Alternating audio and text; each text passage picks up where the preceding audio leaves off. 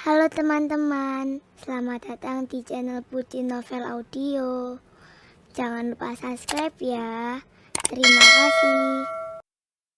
Episode 8. Lalu, tanya Sania semakin tidak mengerti dengan ucapan Yuki.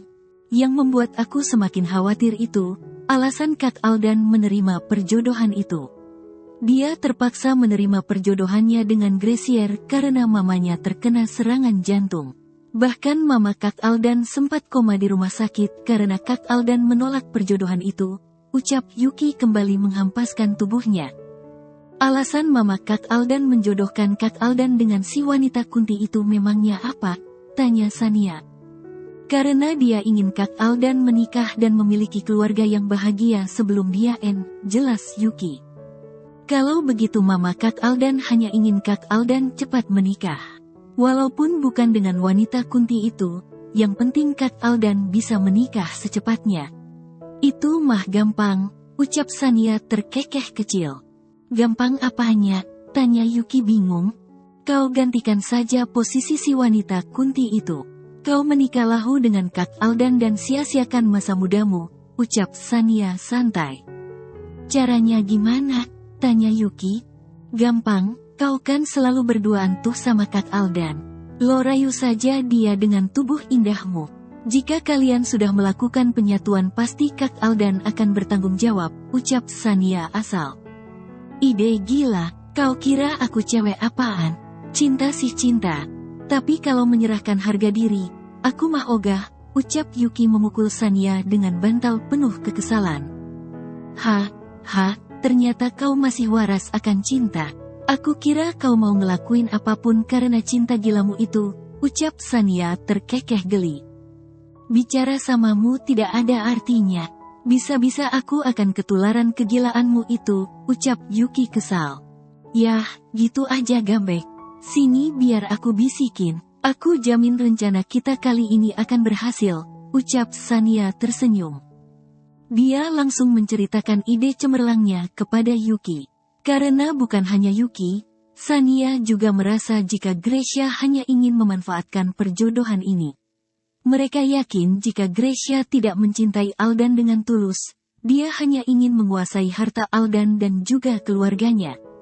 Karena dari tatapan Gracia, mereka tahu jika Gracia adalah wanita yang serakah dan gila harta. Aldan sedang duduk di balkon kamarnya seorang diri. Dia menatap cincin yang melingkar di jari manisnya dengan pikiran kosong. Pertunangannya dengan Gracia membuat hidupnya menjadi terasa berat. Namun, dia tidak bisa berbuat apapun. Dia tidak bisa memberontak ataupun melawan ucapan mamanya. Apakah aku harus melupakanmu dan melanjutkan hubungan ini? Apakah aku akan bisa melihatmu bersedih lagi? Gumam Aldan menatap langit dengan tatapan kosong. Perasaannya saat ini sangatlah hancur. Dia tidak tahu harus melakukan apa. Apakah dia harus membatalkan pertunangan ini dan menghancurkan perasaan sang mama, atau melanjutkan pertunangannya dengan Gracia dan membahagiakan kedua orang tuanya? Akan tetapi, dia tidak akan pernah bisa mendapatkan kebahagiaannya dan melihat wanita yang paling dia cintai menangis lagi. Semua manusia pasti ingin hidup bersama orang yang dia cintai. Namun, semua berbalik lagi kepada takdir. Jika kita ditakdirkan hidup bersama orang yang kita cintai, maka, bagaimanapun cara orang memisahkan kita, pasti kita akan tetap bersatu hingga maut memisahkan.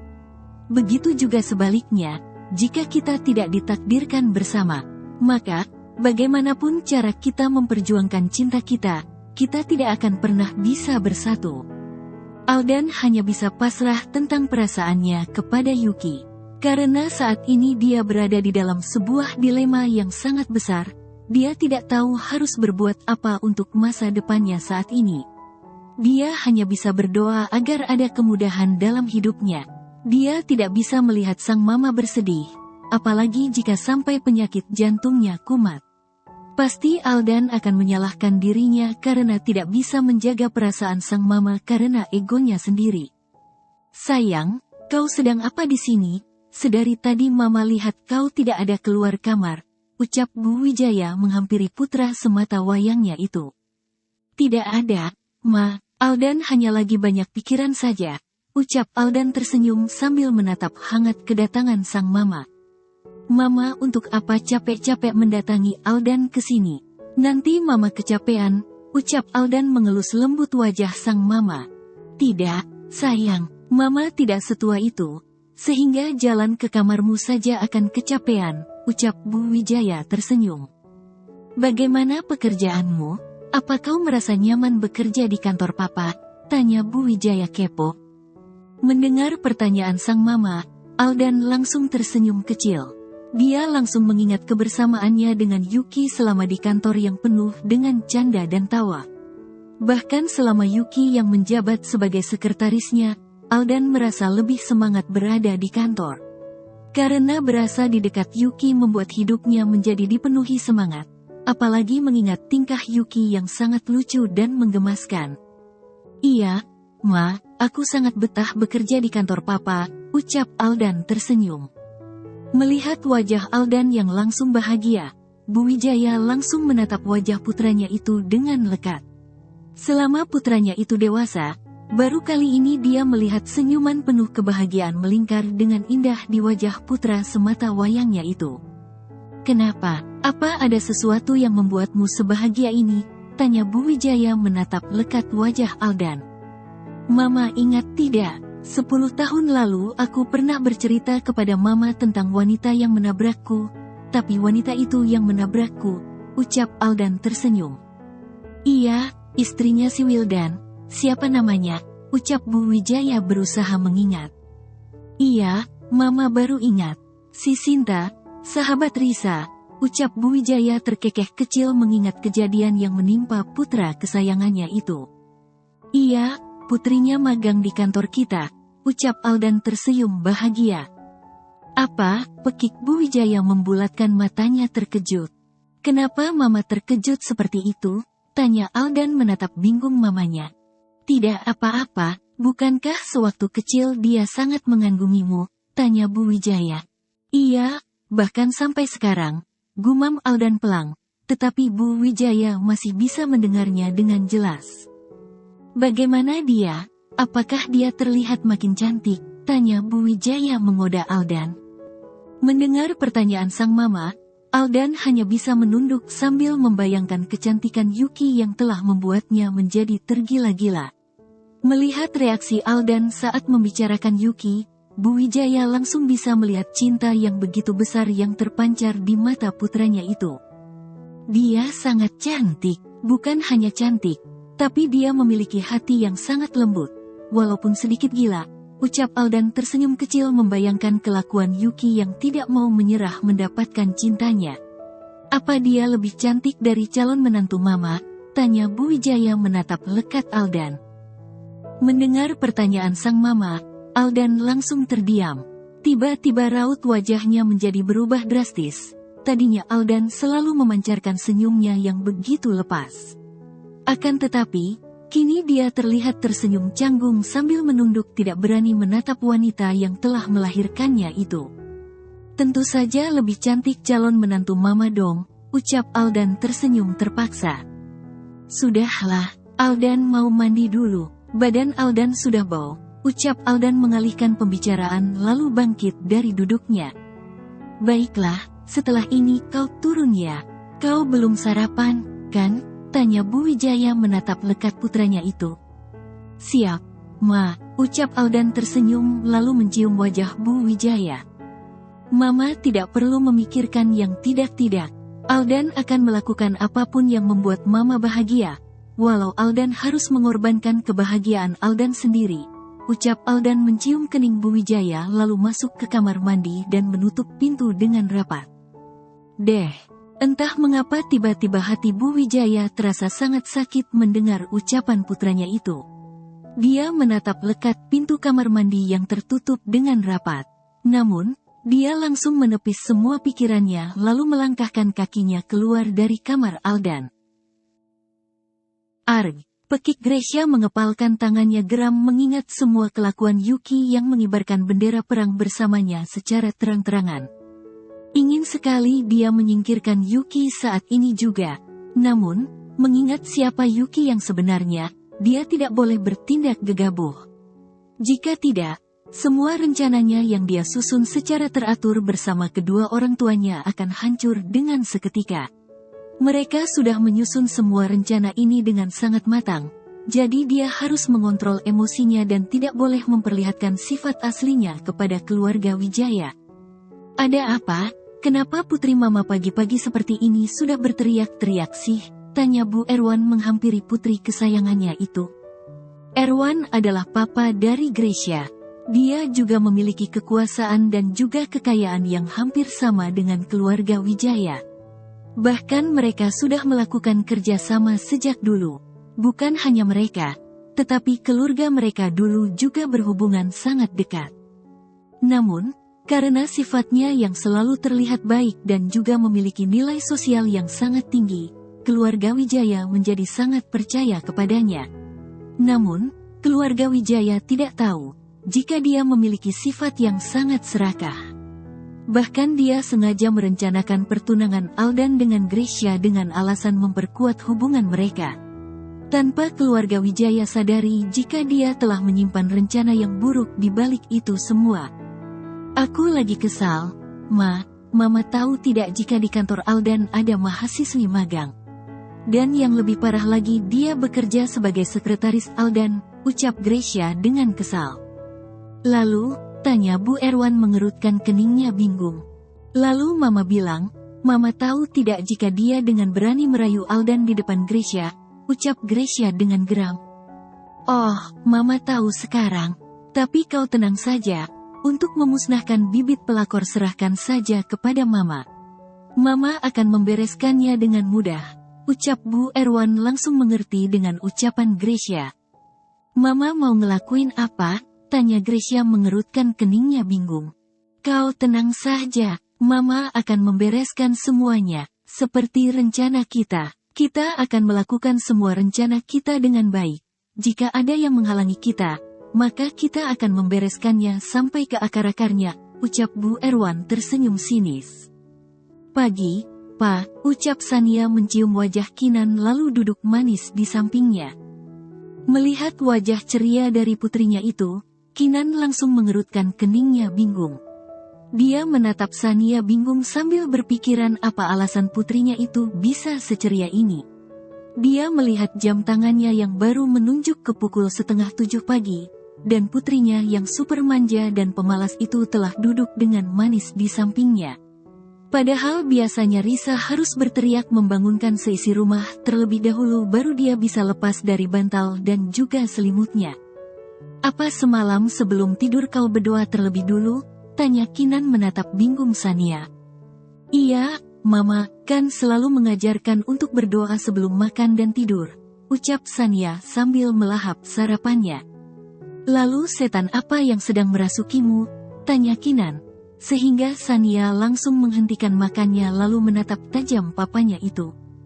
Bukan Sania yang sedang kerasukan, tapi Papa, ucap Sania kesal mendengar ucapan papanya yang sangat menyebalkan itu. Bukannya senang putrinya semakin dewasa dan mandiri, Kinan malah mengatakan jika putrinya itu sedang kesetanan. Papa hanya bertanya, kenapa kau malah kesal seperti itu? Tanya Kinan terkekeh tanpa dosa. Papa, ngeselin, ucap Sania mencubit kecil lengan Kinan. Au, sakit, sayang, ucap Kinan mengusap tangannya yang memanas karena ulah Sania. Rasain, ucap Sania menjulurkan lidahnya lalu kembali melanjutkan makannya. Kau lagi datang bulan ya? Kenapa sih? Perempuan kalau lagi datang bulan sensitifnya minta ampun, ucap Kinan mengoceh sendiri. Dia menjadi ingat bagaimana Zia dan Risa sewaktu gadis dulu saat datang bulan. Pasti mereka akan membuat kepala Kinan menjadi pusing 7 keliling. Bukan hanya marah-marah tidak menentu, tetapi mereka juga selalu meminta yang tidak-tidak. Dengan seketika, Kinan menjadi rindu akan tingkah lucu adik kecilnya itu. Walaupun Zia sudah memiliki anak, bahkan lebih besar dari Sania, tetapi Kinan tetap menganggap jika Zia adalah adik kecilnya. Kau pasti merindukan Zia, kau tenang saja. Sebentar lagi dia akan kembali bersama keponakanmu yang centil itu, ucap Risa tersenyum. Keponakanku tidak centil, hanya saja hormon Ryan terlalu banyak kepadanya, ucap Kinan tidak terima jika keponakannya yang centil bin genit itu dikatakan centil. Itu sama saja, ucap Sania ketus lalu menghabiskan makanannya. Sudah, Sania berangkat dulu, ucap Sania mencium Kinan dan Risa secara bergantian. Jangan lupa, jika Bibi Zia pulang suruh bawa oleh-oleh yang banyak.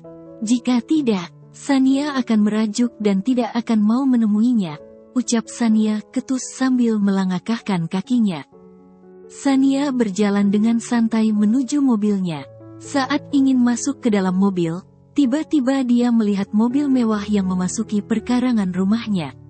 Sania melihat mobil itu dengan tatapan bingung, dia melihat ke arah langit yang begitu cerah tanpa ada mendung sedikit pun. Tidak ada angin, tidak ada hujan ataupun badai. Tapi kenapa tiba-tiba Kak Bisma datang ke rumah?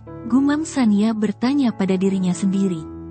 Arg, aku tahu, pasti Kak Bisma merindukanku. Sudah aku bilang, kau tidak akan bisa jauh dari kecantikanku yang mempesona ini, ucap Sania dengan pedenya sambil menghipaskan rambutnya ke belakang. Dia perlahan melangkahkan kakinya mendekati mobil Bisma dengan pedenya. Dia berjalan begitu anggun, sambil mengumbarkan senyuman indahnya agar Bisma terpesona. Melihat Sania yang mendekatinya, Bisma terlihat biasa saja dan berjalan dengan santainya memasuki kediamannya. Bahkan dia sama sekali tidak memperdulikan Sania, jangankan tersenyum, menoleh saja tidak. Bagaikan makhluk tak kasat mata, begitulah Bisma memperlakukan Sania saat ini. What, dia tidak melihatku? Apa dia kira aku ini makhluk tak kasat mata apa? Dasar pria tidak peka, ucap Sania kesal sambil menghentakkan kedua kakinya kesal.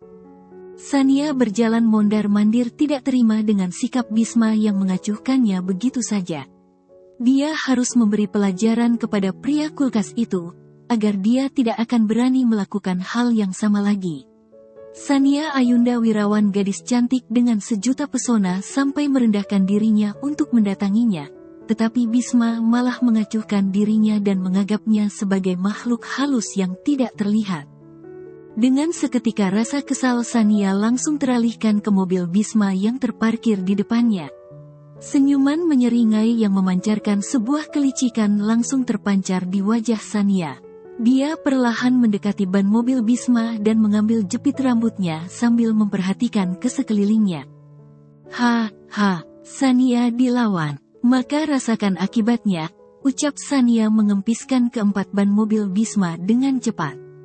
Setelah menyelesaikan tugasnya, Sania langsung duduk santai dalam mobilnya tanpa ada rasa bersalah sedikit pun.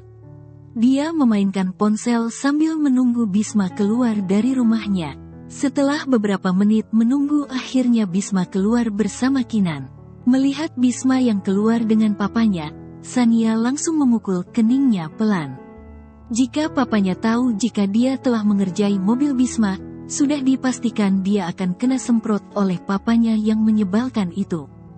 Mati aku harus terlihat baik-baik saja, pura-pura tidak tahu apa-apa, ucap Sania mencoba mengatur napasnya dan berusaha terlihat bisa saja di depan papanya itu. Sania, kau belum berangkat? Tanya Kinan menatap Sania yang masih duduk santai di dalam mobilnya. Belum, Pak, lagi pula bos Sania masih di sini. Jadi untuk apa Sania cepat-cepat ke kantor, ucap Sania tersenyum hangat. Baguslah, ini Mama tadi titip jamu. Katanya kau harus meminumnya, agar kau tidak membuat Bisma ketakutan, ucap Kinan tersenyum kecil sambil menggerakkan tangannya meniru macan yang sedang mengamuk. Papa, ini sangat pahit.